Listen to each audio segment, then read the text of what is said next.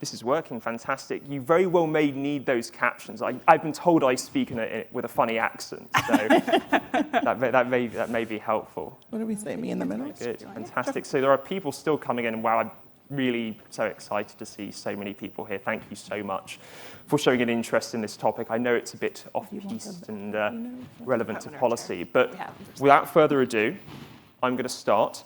Good morning, everyone. I hope that you are having a wonderful time at the conference. Today, my esteemed panelists and I are going to be talking about how manipulation can manifest itself and arise in immersive virtual worlds, including those powered by extended reality technologies, how AI contributes to that manipulation and changes the game in some ways, and what the law and policy have to say about it. Now, as for me, my name is Daniel Berrick. I am a policy counsel at the Future of Privacy Forum. We are an organisation that's a think tank that helps stakeholders, including businesses like yours, policymakers, academia, and members of civil society, think through some of the privacy, data protection, and larger data governance challenges that can arise with novel technologies like XR and some of the recent forms of AI, how laws in these domains apply to these technologies, and how stakeholders can mitigate or prevent some of the harms that can arise to ensure that these technologies are designed responsibly and have the maximum benefit for individuals and society. Now let me go to the next slide. So, even though I am a lawyer, and I believe both my panelists are, I would be remiss not to say that what you are going to hear here should not be interpreted as legal advice. If you have legal issues and questions, please consult your appropriately barred counsel. Number two, in disclosure land, what you're going to hear here represents our views and should not be attributed to our organisation. All right, and now for the main event.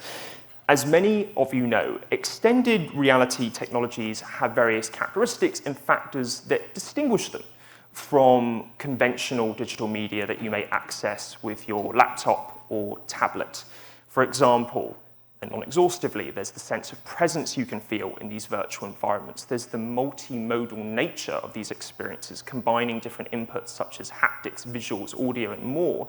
And in some cases, the blurring of the physical and virtual worlds. And these qualities can serve as a really robust foundation for unique experiences that make XR so magical and unique. And you can see some of those examples on the expo floor today if you have not done so already. But these factors can also combine in ways which can give rise to manipulation in immersive virtual worlds. Now, to help this point sink in, I'm going to point to some examples which researchers have been digging into as of late. For example, using haptic feedback at the right moments to cause a person to look away from certain information that may pertain to their rights. Another example would be the use of light rays and digital content and particle effects to essentially hide or obfuscate or occlude certain digital content about, for example, how data about you is processed. But you need to also be thinking, I think, about how manipulation that arises in today's digital environments, some of which you may have already encountered in your everyday lives, can also manifest in these immersive virtual worlds. And I'll give you one example, but we'll talk about it more during the Q&A portion of this session. There has been a lot of regulatory activity where agencies in the United States and abroad go after companies for making it hard for their users to change their subscription services. And there have been a plethora of such actions over the past few years. Now, this brings the question of how does AI change the game? Well, in essence, it's my view that the introduction of AI, particularly generative AI, into these immersive virtual worlds can open up new avenues for manipulation. And this primarily stems from humans' tendency to anthropomorphize AI agents that they interact with in digital forums, that is, to attribute human-like characteristics to these AI agents. And there are countless examples of where humans do this today with AI agents that they interact with.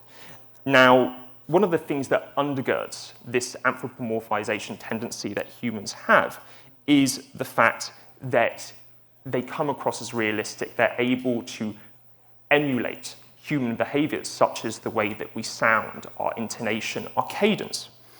And this can all combine to cause people or steer people towards taking certain actions or refraining from them. But enough from me. I want to make this further point with the help of a good old friend, Johnny Cash.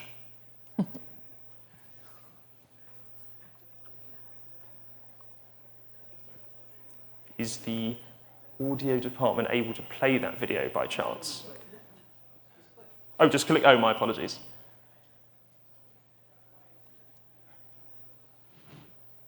I'm not Johnny Cash.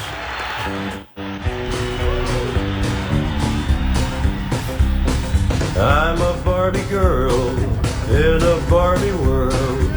Life in plastic, it's fantastic. You can brush my hair, undress me everywhere. Oh, come on, Barbie, let's go party, 'cause I'm in a Barbie world. Gets better.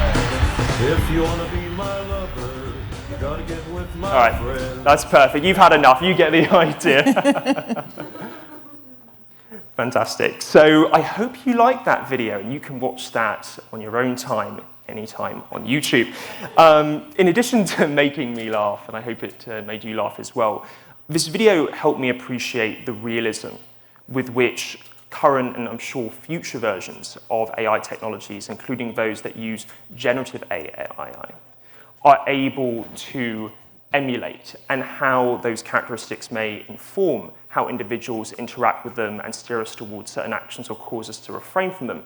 But it also made me think about the data which makes manipulation possible in immersive virtual worlds. And XR has that in spades, as you can see here. This is an infographic that I led the design of, and essentially what it seeks to do is visually communicate not just the quantity of data that XR can produce, but the varieties of data that you can produce. And actually, I spoke last year at AWE on this topic. You can infer a lot of sensitive data about individuals from this data. You can learn about someone's personal information. You can learn about their sexual orientation. And there have been lots of studies showing how this sensitive data combined with other kinds of information can be quite revealing. But I also think when you use this data and input it into generative AI, there is this potential to produce targeted outputs towards particular individuals. So for example, if you have a system that's able to gather information on individuals in real time and output data based on that, you can more effectively steer them towards particular actions. So what's the TLDR, as they say here? I think the combination of XR and AI can allow for really novel experiences and interactions in digital worlds, from digital concierge services to XR gaming experiences. But I think they can also serve as the foundation for more effective steering of individuals in these digital environments towards taking part in certain actions or foregoing them. And indeed, some of this may amount to what we call a dark pattern. Now, you may be asking, what on earth is a dark pattern, Daniel? And that's a great question. And fortunately, we have an esteemed panel here to dive more into these questions and think about how the law and policy applies to this particular issue. So we're going to now transition to the Q&A portion of this panel.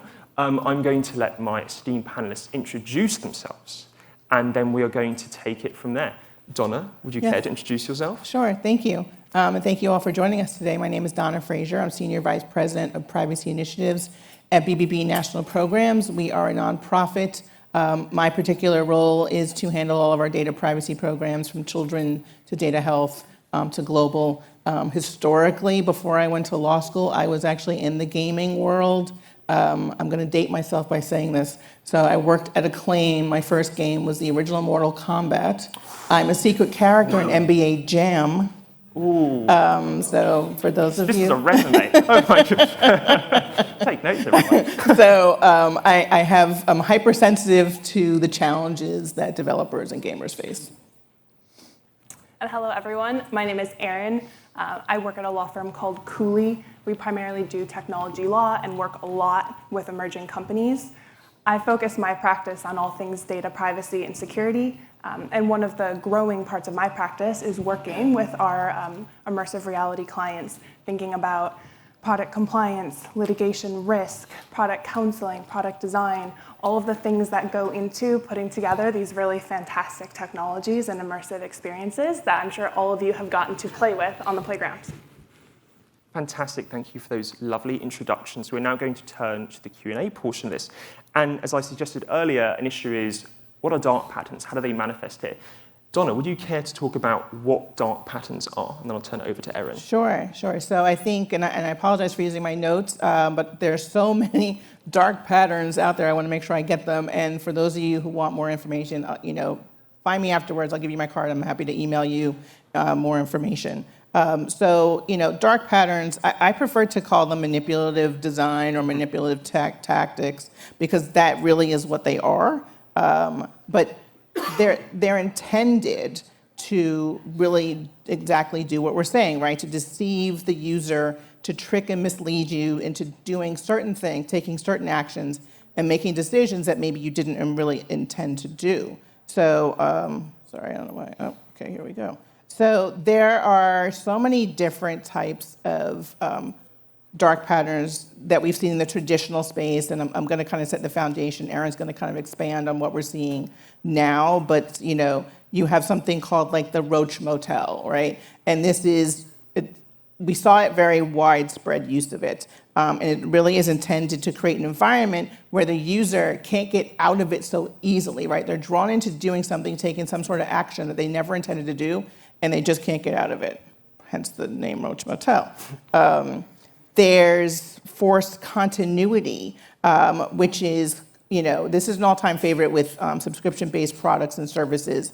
And what they'll do is they'll give you a free trial, right? And then once you get that free trial and you give your credit card information, you give all your personal data, sometimes you never get a notice about when that free trial is over, what the rules are around that free trial, but everyone sees free, and immediately they're drawn to it, right? And once your free trial is over, you're charged, no reminder, no chance to opt out, and canceling it becomes more challenging. So then you have what we call confirmed sharing, and it's probably the most disrespectful type of pattern, and you'll see language that says like, no thanks, I don't want this because I hate myself. And of course you're just like, wait, I don't hate myself, I do want this. And next thing you know, you've gone down this rabbit hole. You have trick questions. And this pattern revolves around making the user respond to a question or a tick box that is confusing by design. So I'll give you an example. You see two choices, and one says, please do not send me details or products and offers from X company, right? So please do not send me. The next tick box below that says, please send me details of products and offers from third-party organizations. So they've manipulated you and saying, okay, for the first one, I don't want you to send me from this company, but the second one says, please do send me from third parties. Well, that first organization is a third party. Right. So it becomes very confusing when you read it. And I've seen these sometimes, and I'm just like, wait, what? What does that say? And we're lawyers, and if I'm reading it and I'm like, you almost got me. Yeah. You almost got me. You have kind of the bait and switch. And the logic behind this is to really coerce users into doing something they would never intend to do, which I think is the underlying tactic of dark patterns. And really it revolves around putting something in action. So one of the examples that we often saw and that we often use is it's like the car dealership sending out flyers about some incredibly low prices on rare cars, right? So it would entice people to come, but when they did, they were told that we're all out of those cars, right? So it's the lure, it's the bait and switch. And we see that happening all the time. And then there's the hidden costs. The hidden costs, sometimes you'll go through a whole purchase process, and then it's only after you've gone through like 6 or 7 screens, you're about to check out, next thing you know, there's a delivery tax, there's all these additional fees and taxes, but you've already spent your time. You've probably spent anywhere from 10 minutes to 30 minutes making your choices, making your decisions, you're ready to click purchase, and then next thing you know, there's all these hidden costs. We consider those, and the FTC does as well, the Federal Trade Commission does as well, consider those to be a dark pattern with regards to hidden costs. Do you want to talk about briefly the FTC? I can bring it up very quickly. No, go for it. That's Yeah. fine. So just to kind of lead off of that point, last week, and just to really showcase how much of an issue dark patterns are in the minds of regulators, and in particular how it may manifest in the context of AI chatbots in virtual worlds, they published what we call a business blog. And that essentially is an indication of how the Federal Trade Commission is thinking about a particular topic, and to even speak more casually, is kind of a way for them to say, hey, companies, we may be seeing some things, in the areas that we're responsible for enforcing over that could be problematic. You may want to shy away from these particular activities. If you will, it's a shot across the bow, a warning. And in this business blog post, they indicated that if companies are using chatbots to steer people towards certain actions by taking advantage of the emotional bonds that they may forge with these bots, that could be problematic, primarily under Section 5 of the FTC Act, which is kind of the main statute and part of the statute that the FTC is charged with enforcing. So this is something that is not an area where regulators are being left behind. There are certainly lots of areas in tech policy where they're like, what issue? They are aware of what's going on with the way in which chatbots are being used, and companies and stakeholders should be very mindful of that. Erin, I'm going to give you a chance to respond to that first question if you have anything to add. Otherwise, we can go to the next one. I think Dona did a great, She's very comprehensive job, and yes. that's not the whole list. Right. So it was a little terrifying. It was great. So, Erin, I'll kind of direct the second and maybe third questions to you to give you some options to respond here. So, how do you think manipulative and deceptive design practices can manifest in immersive environments? And have you seen any kind of laws being applied to these practices in immersive environments? So almost all of the dark patterns that Dona described can exist in an immersive world, right? You can still have text that is hard to read or small. You can still have pre-checked checkboxes. All of those things can exist. And on top of that, you now have a user who's probably not as comfortable interacting with that environment, with their tools, with their cursor, with their hands, like they might be with their laptop. So those will continue to exist. And then you can think about the heightened sensory persuasive experience of being in an immersive world where you have more space and more things that you can do with your surroundings. So you can think about dark patterns showing up like hiding privacy policies or terms, maybe behind the user or behind an object. You can think about users being given haptic feedback or audio or visual feedback that distracts them from the language, the disclosures that are being made. Potentially watching someone's using eye tracking and watching where they're looking and putting disclosures or information in hidden places. There's also the entire universe of deepfakes. You can now have someone, potentially a loved one, someone you trust or respect, making claims, saying things that are persuasive to you that might feel much more realistic when their avatar is in front of you than when you see them on YouTube or on a flyer. And probably the next foray is also neural technology. If you can start to learn what a user is thinking and manipulate their behavior that way, that's also a whole host of dark patterns that could arise from that. So those are some thoughts I have about dark patterns in the immersive space. Yeah. I mean, I will add that, one of the things that, one of my sweet spots is dealing with children and teens.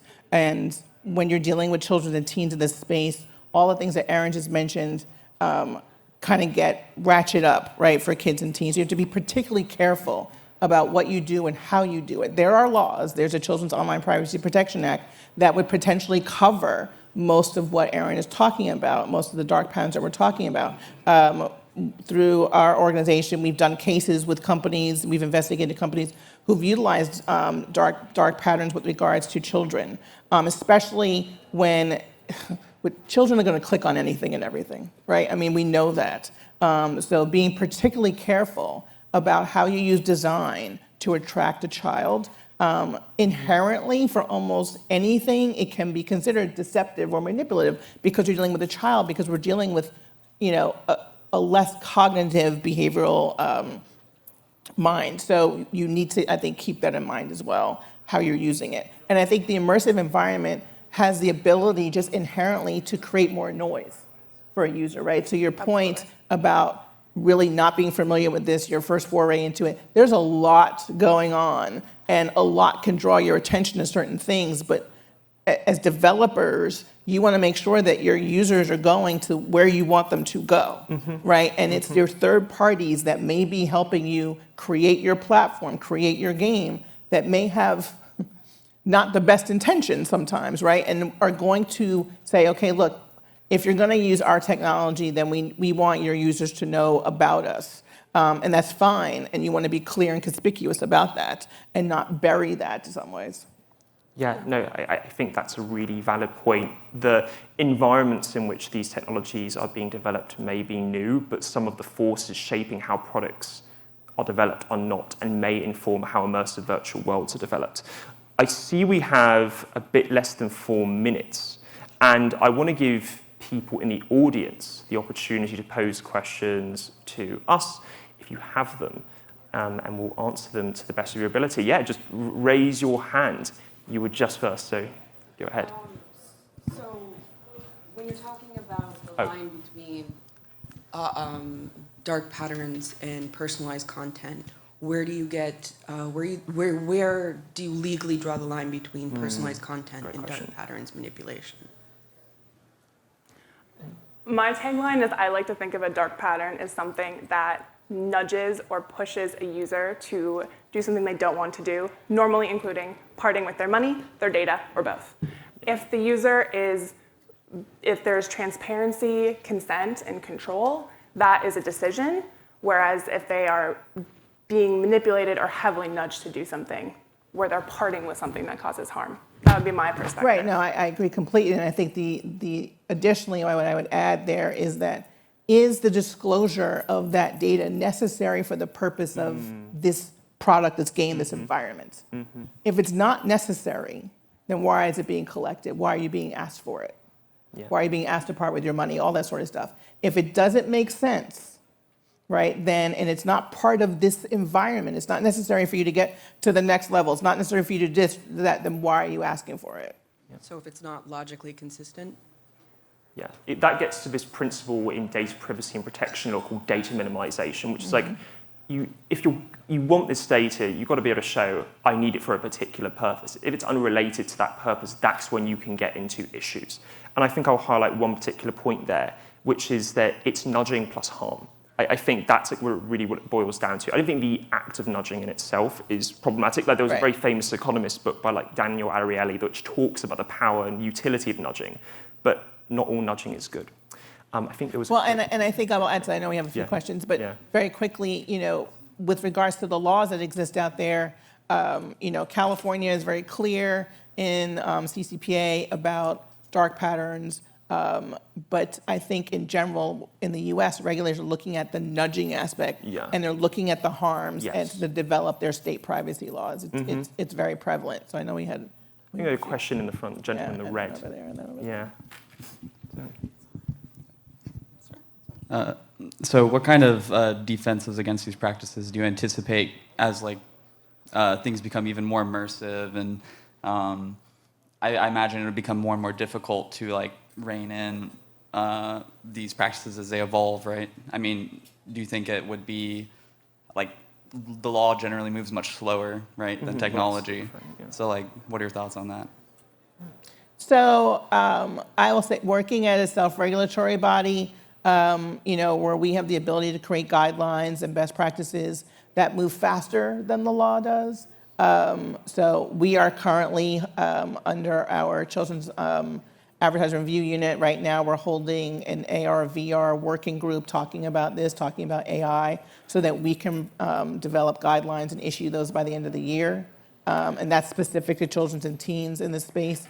But I think we're looking at the bigger picture as well, to your point, right? But I would say, though, that while these technologies exist, as developers, you have control over how you design your product and whether or not you're going to actually include these types of practices, right? And you don't want to do that because users are becoming more and more savvy about what this all looks like. And at the end of the day, if they think that you're deceiving them, that's your brand, and you've lost consumer trust. And I think no matter where the laws go, that's ultimately what you need to think about. Yeah. So I see we're at time, but with that said, I want to make sure that we can answer your questions while not making sure that we keep anyone from going to their other obligations. But I just want to say, I organise this panel. It means a lot to see so many people here. I know this is kind of a bit outside of the typical wheelhouse of AWE, but to show such an interest in this topic, which I think will become more and more relevant as the technologies grow and evolve and as more and more users interact with it, it's really important to show proactive interest, and I think you're all doing that, so it means a lot. Thank you. Do you want to stick around? We'll stick around and come to the front. Thank you.